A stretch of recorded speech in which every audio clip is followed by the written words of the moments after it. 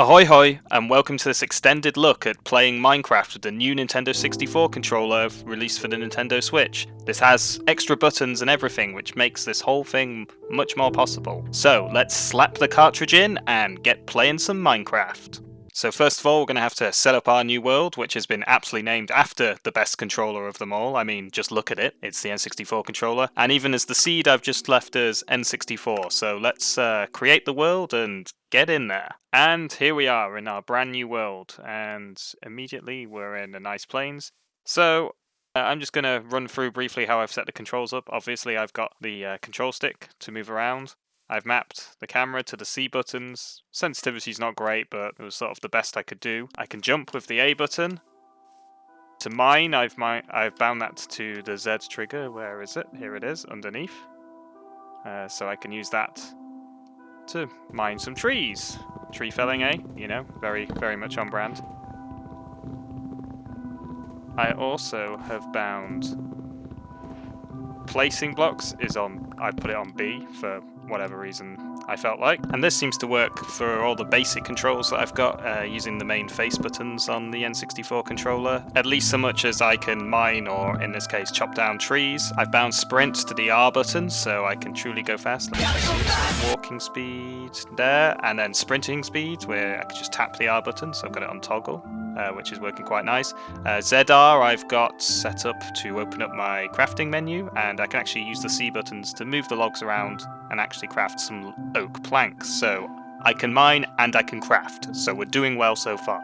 So a little bit about how I did this. It's using a combination of third-party softwares, because this controller isn't actually properly supported on PC yet. It's actually really annoying. It recognizes it, but it doesn't actually do any of the inputs. So I'm using BetterJoy, which essentially takes it thinks it's a Switch Pro controller, but there is a nice bit of code someone wrote to make it read the N64 controller better, so thank you for that person.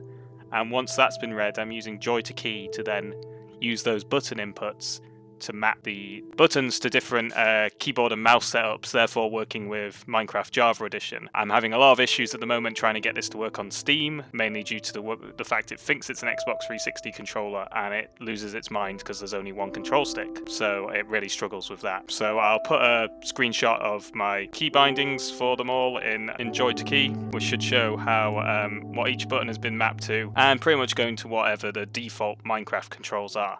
Now that all that technical shizzle whizzle is out of the way, we can actually get in and play some gosh darn Minecraft. So let's head over to this village over here, using the R button to sprint towards the village. They're just going to dodge the holes there and say hello to this horse. Oh, sorry, Mr. Horse. I'm still getting used to controls. I did not mean to punch you in the face. So I'm not planning to play for a prolonged period today. I just wanted to give a sort of extended look at playing Minecraft with the N64 controller. Ooh, look, some bees. God, I'm easily distracted. Anyway, let's head into this village and see what we can do. I want to try doing some more tree felling, which is obviously, you know, my main thing, and maybe try and build a house and just check out playing some Minecraft. It'll be fun. So let's head into this village and see what's going on. It's quite a nice looking village, actually. This is the best village, Nicholas. Was just I haven't cheated. I haven't tried the seed before. You saw me put it in the start. It's just what the N64 seed looks like. And let's go chop down this tree here, as it keeps me on brand. I'm still not going to give Minecraft anything higher than, I think it was a 3 out of 10 I've given it both times I've done reviewed tree felling in this game. So yeah, but still, we might as well keep it up and remove this tree from the village. As I finished chopping down this tree, I just wanted to try and point out maybe some of you here just who are slightly more new and maybe joined from the shorts video, which was either on this or maybe one of my previous videos, to just say thanks for joining us on this extended look. Let me know in the comments if you did come from the shorts video, because I'm not even sure if it really works that way. I'm really hoping it does, so I can build up this nice little community of people who like tree felling and also playing games with 25-year-old controllers. Speaking of tree felling, it's time for a montage.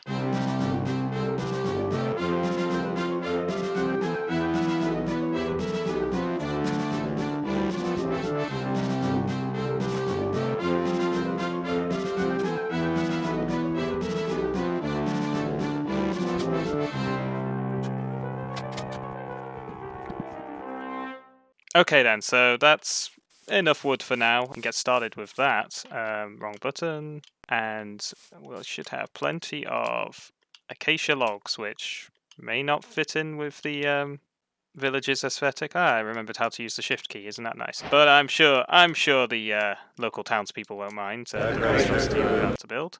That took a lot longer than I expected. It definitely it's taking a bit of getting used to for using the N64 controller more. I mean, I haven't really properly used these controllers in like 20 years. It's the last time something came out for the N64. So yeah, you're gonna have to bear with me as I struggle my way into making a house. Another thing I've noticed to be wary of is mapping buttons to the home button on the new controller. If it's a button that you need to hold down, like crouch, which I had on this, then it causes the controller to reset and disconnect. You also may have noticed I've actually mapped changing tools to the D-pad, which means I've just got to move my hand completely to use these, but that's how it was back in the day, so it's completely fine. So yeah, let's look for a good place to build a house. Let's have a look-see. It's actually a pretty big village. I like the little stone tower over there as well.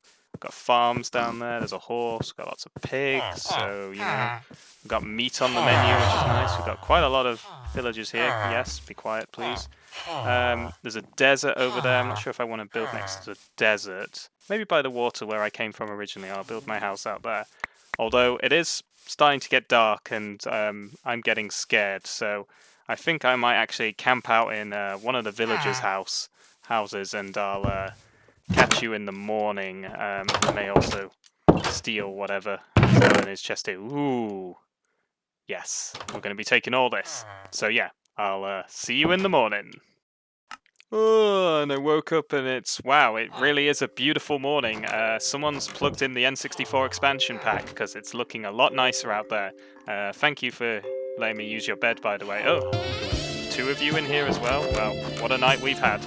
Anyway, let's get to building a house. Let's just look at that beautiful sunrise looking over the village first. Ah yes, this is what Minecraft's supposed to look like.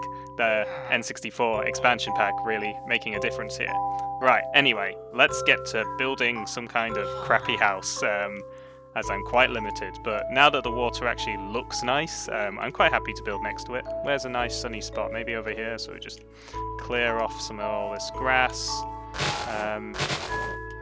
And there's a massive hole here, so yeah, why not build the house next to the hole? It's not going to be a big house, but let's get started and do, the most basic Minecraft thing and build a crappy little house. So, let's get to it. So let's cue a house building montage with a lot of pain, because boy am I struggling with this controller. Alright, catch you in a minute.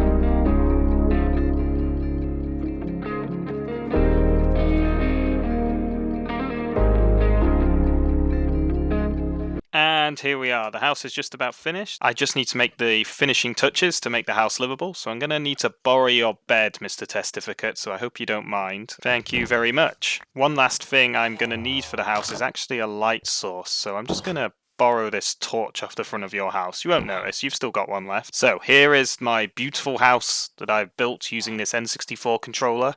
It was painful to do, and the floor's not finished, but it's still looking good. Let's pop in these final bits of furnishing and call it a good job done. I'm just splitting stairs up here. Got my bed and torch ready on my hotbar, so let's select those and put up my torch. Lovely, nice bit of light in here. Ignore the grass in the corner there. It's feature, I guess, of the house, and the bed is done, and I can sleep in the bed and summarize on my experience here. And what a lovely night's sleep in my glorious house I'm going to have. That grass bush is actually annoying me, so I'm just going to get rid of that quickly. So in the time that I was making this, actually, the new version of Minecraft, Caves and Cliffs Part 2 came out, so if you'd like to see me play that with an N64 controller, please let me know in the comments below.